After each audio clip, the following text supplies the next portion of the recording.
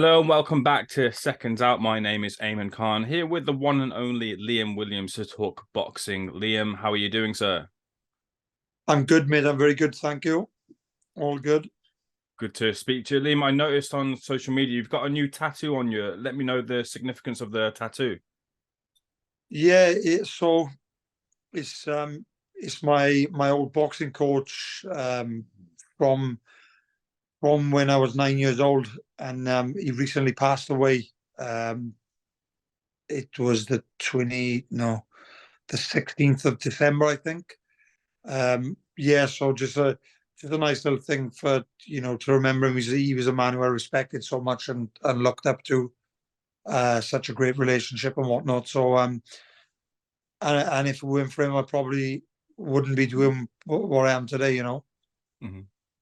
Speaking of coaches, you've settled back in with Gary Lockett. How has that been with training back with Gary, getting that momentum with him?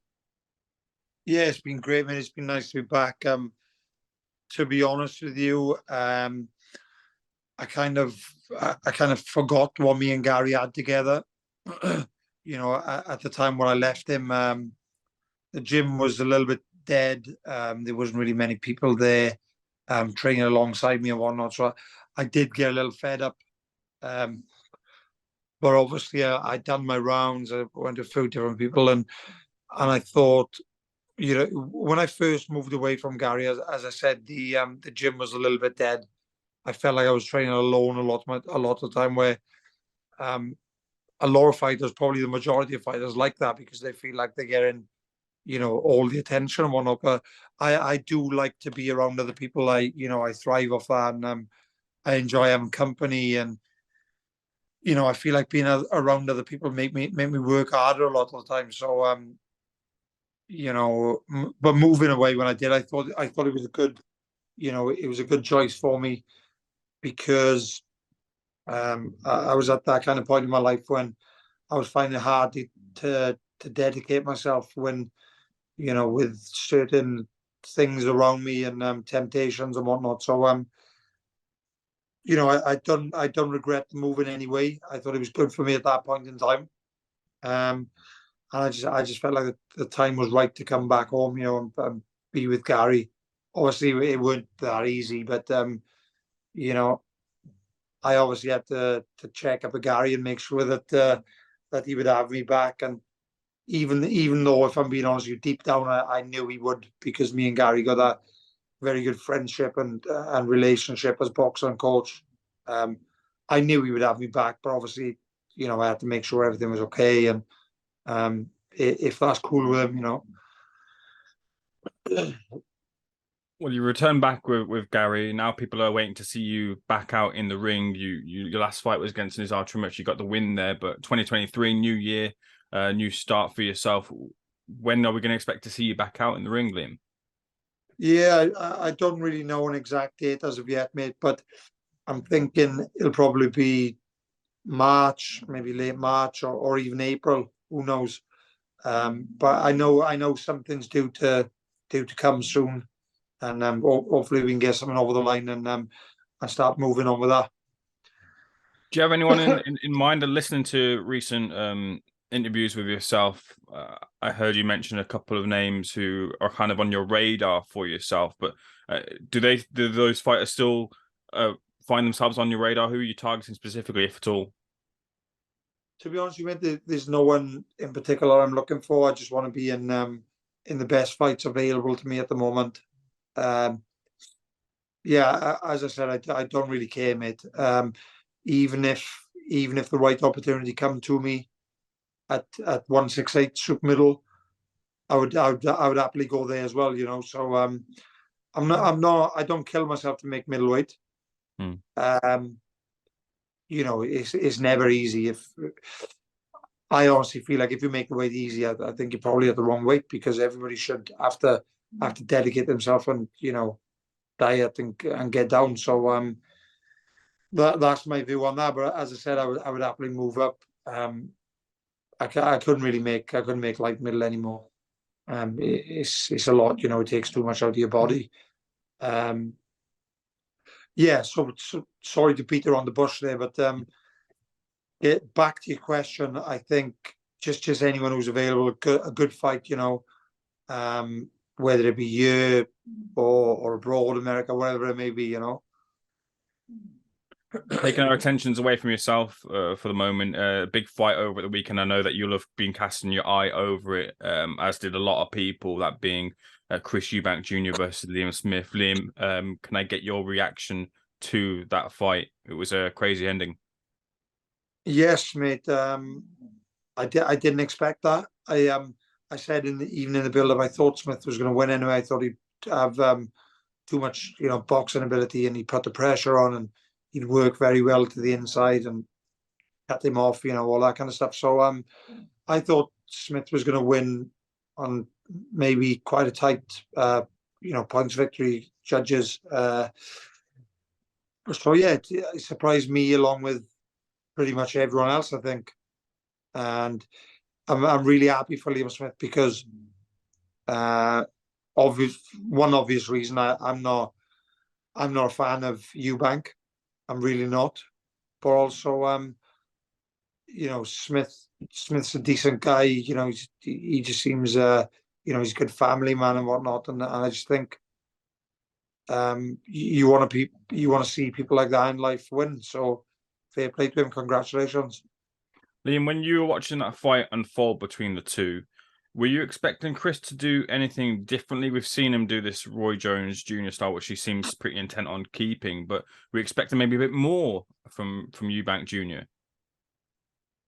Yeah, I was. I thought that he was maybe going to come into the fight and kind of get back to his old self a little, because in that type of fight with Liam Smith, it would have been a very good fight. I think that was his best chance. He was never really going to outbox Liam Smith because he's well schooled, and he's very good at the basics. He's got good balance and whatnot. So I thought Liam Smith was always going to beat him at that game anyway, which is why I called him to win. But he just had it all wrong, and Liam Smith really capitalized, and he put in a fantastic shift. Liam, you said something interesting earlier about kind of getting down to the weight and dieting and talking about weights there. A lot of people are debating online about the effects of weight cuts on fighters, especially Chris Eubank Jr. coming into this fight. They're saying that the weight cuts have taken something out of him, which is why his punch resistance wasn't there at the weekend. Is that a fair statement? Could it have been a factor into what took place at the weekend, Liam? Yeah, it could have played a small part, but at the end of the day, I don't like mentioning stuff like that because that's taken away from the Smith victory, and he deserves all the credit in the world right now. And at the end of the day, if he was tightening the weight and he thought his resistance might not have been there, or whatever, he should have realized that and accepted him. Maybe I know it's probably a little bit stupid to say not to take the fight, but it's a tricky one. He knew it's kind of down to him and his preparation, then, isn't it?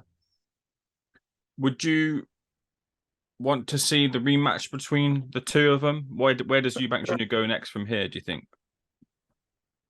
To be honest, I don't really want to see the rematch, no, because if it was a points victory and it was fairly close and competitive, then fair enough. But let's be real, like Liam Smith just blew him out of the water, and he done a proper number on him. So realistically, I don't really think he deserves the rematch. And putting that aside, I think, when you get done by someone pretty bad, I don't think it's a wise idea to jump straight back into that fight, because you're gonna have the demons and you're gonna think, you're gonna know what that exact person can do to you and did do to you just not so long before. So I think it's always a good thing for the mentality that you maybe have one or two first, and then. But I do understand, obviously, that if Eubank chooses not to take the rematch, then he might never get it again. So it's a bit of a catch. I don't know, that's down for him and his team to decide. But I think Smith, as I said earlier, he done a good job of him, and I think that he deserves to move forward now and get a big name and a massive payday, and all the glory that comes with it. Is retirement potentially on the table, do you think, after a defeat like that? Do fighters tend to, like, especially with the age as well, look at kind of their career and what happened in the ring and say maybe it's time to call it? Is that on the table, do you think, as well? Yeah, I think so. I know if it was me, if I put myself in Chris's shoes, I think that would definitely be an option for a possibility for me. He's 33. I don't think he needs the money. He seems to have done well. And I don't think he probably hasn't got that same hunger that he once had. So it's definitely an option. I think if it was me, I'd probably fuck off and just enjoy what I've earned already and whatnot. Boxing's too hard when you're not fully into it.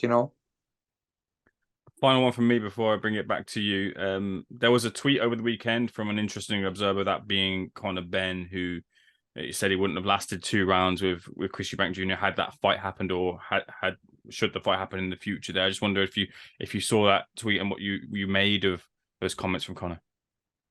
Yeah, I didn't see the actual tweet, but I obviously seen some screenshots and whatever else. I like Conor. He seems a nice boy, but it's just irrelevant, isn't it?